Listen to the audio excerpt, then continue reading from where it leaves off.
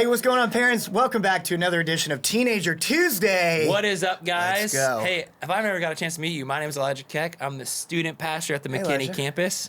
What's your name, man? I never met you. I'm Will. If we haven't had a chance to meet, we'd love to meet you.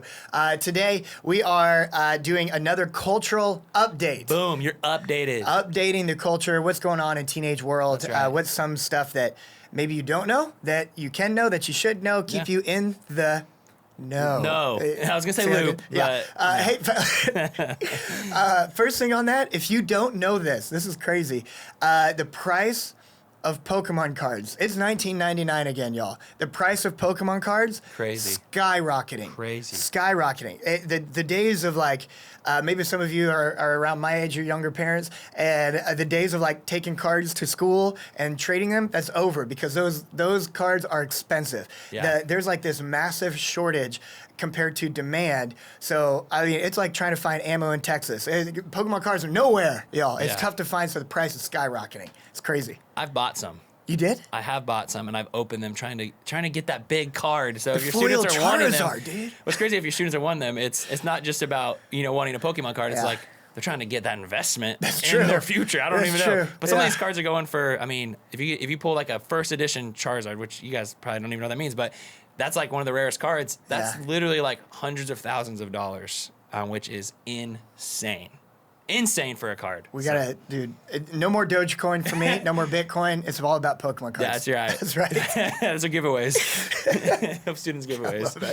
But so one of the things we want to kind of update you on, I think social media is a huge deal, obviously with students, and your students are all on Snapchat and Instagram and just all over the place. There's so many social medias, but one of the things that one of the places our students are at is Instagram. Yeah. And one of the things that kind of stuck out to us recently is Instagram changed their kind of guidelines on their bio. So when you're creating a Yeah. bio and you're like profile. your profile, Yeah. yes, and you're like, tell us about you. Who are you? What do you like?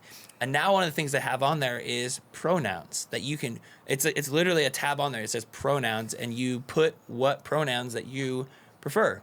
And Yeah. if you read through why they did this, it's because a lot of the people on Instagram are already like wanting that. They're already trying to do that on their profiles. And so Instagram's like, let's just make it easier for everybody and have a pronouns tab, which is optional. it is but optional. Yeah, it's optional. And so, but that's something that I think, first off, you should be aware of as a parent. Yeah. Just to, maybe go check out your students.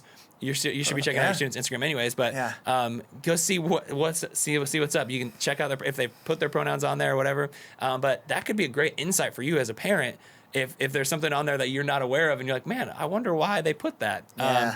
That would be a great place to look for that. But like I said, students are struggling with this, whether they are struggling with pronouns or not, because if they don't want to use pronouns or if they're not comfortable with that, then they're kind of vilified. Yeah.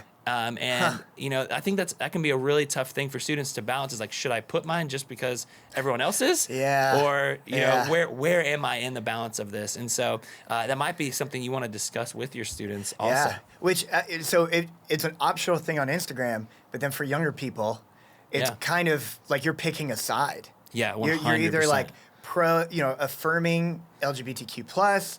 You're either affirming this by showing like, hey, these are my profile, or if you don't have that, then young people are probably assuming, oh, that's because they're hateful, they whatever, Right. and they kind of fill in the blank. Right. So as a parent, it might be easy for you to say, hey, you shouldn't do this. You shouldn't do that. And what you don't see is them at school maybe feeling a lot of pressure from friends to choose a side per se on what they believe. Yeah. And so that is a challenge for students as is, but I think even the Instagram adding of that is going to provide even more of a challenge for some of our students. Yeah, that's good. Instagram's one of those things. It's not going away. It's not going away Nope. for young people. No. I talked with a middle schooler yesterday, 8th grader going into freshman, and he was so excited he finally gets an Instagram, which is great to hold off as long as you can, like high school and that kind of thing.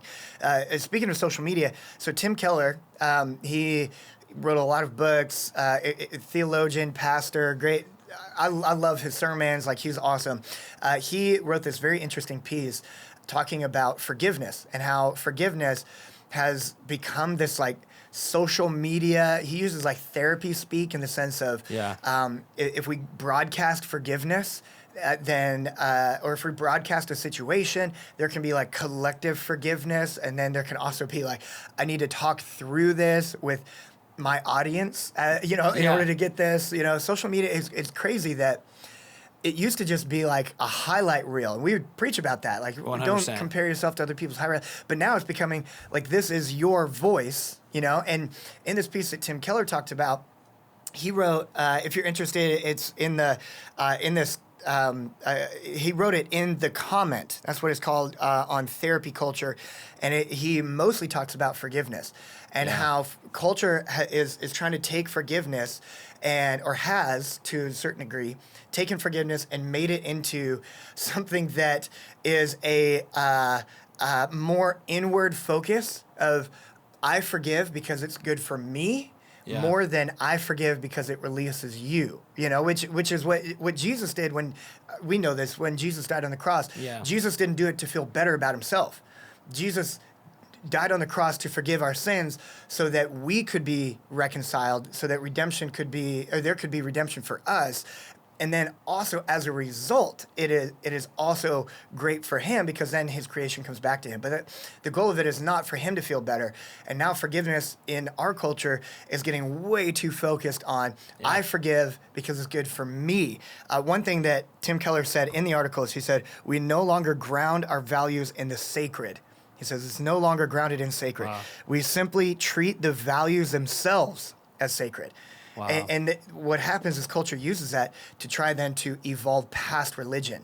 Like, oh, well, this religion was okay because we got this thought, but now we understand the thought, and now we don't need the religion. Yeah. So it's crazy, and you might be wondering, well, how do I talk about this? He actually gives some great groundwork for talking about this by asking teens who forgiveness is for, how forgiveness works, and what the purpose is that it even serves in a society at large, and even bigger than that, for our soul at large. Yeah. Like, that can kind of help guide that conversation. Yeah, I love that, and I think having those conversations is so important, because it might seem like something that you understand, and a simple concept that they know forgiveness, and they understand it, but it's being taken in different ways that you growing up probably didn't experience, and it's just a new thing. So the last thing I want to end on is slang of the week. Slang of the week. We need like a little. We do. We need something. But pretty much, we're talking about this idea of main character energy, which is a new idea to me. That's the slang. Yes. Main character energy. Main character energy. Okay, now what is that? So pretty much the idea of this, and it's different than being like self-centered. I think those could kind of go hand in hand a little bit, but I think self-centered is like everything needs to be geared towards me. Where main character energy, and I think this is, I feel like I was telling him, I feel like I have this to some extent of like, it's because I watch so much TV, because I have grown up with storylines and seeing this main character and cheering for main characters, and I put myself in the main character role in life. So when we're talking about other people's problems, we're talking about friends and situations. For me, I'm saying, how does this affect my story? How in the story of my life, I'm looking beginning to end. How does this affect my story in the end? And so everything, I kind of refer to myself. Everything in my mind sometimes can be twisted to say, how is this affecting my story in the long run? And sometimes I think empathy and stuff like that can be hard for student. I think this is in general, the main character energy is something that's happening like broadly. That you might not notice. It's not like, man, they have that. It's just like in general, people are having it's that. a little bit more of like, I know my story where I'm at, and a little less people pleasing, but people pleasing to the degree that they speak into that. So almost like I'm a guy alpha. Yes. So like that kind of, or the queen bee, like that kind of feel. Yes. Yeah. So okay, give us a sentence. A sentence with main character energy. Oh, Can you use it in a sentence? What do you mean, like use it in a sentence? Like use the slang word. Oh, like I don't know. Kind of like you use it. Okay, I'll use it. Like I don't care if I miss out. I'm just worried about my main character energy. Yes. Yeah. Okay. Like it's Gotcha. okay missing out on something like that. Yeah. Yeah. Like FOMO, that Yeah. idea of No missing fear of out. missing out. I'm not None of missing. that. It doesn't matter. Yeah, that's good. Yeah, for sure. We hope that you're not missing out on culture. sure. We're here to update you, and man, that's all that we have for today. So Remember, you can do this. You're not alone. that's right. God is with you, and so are we. Have a great week. See ya.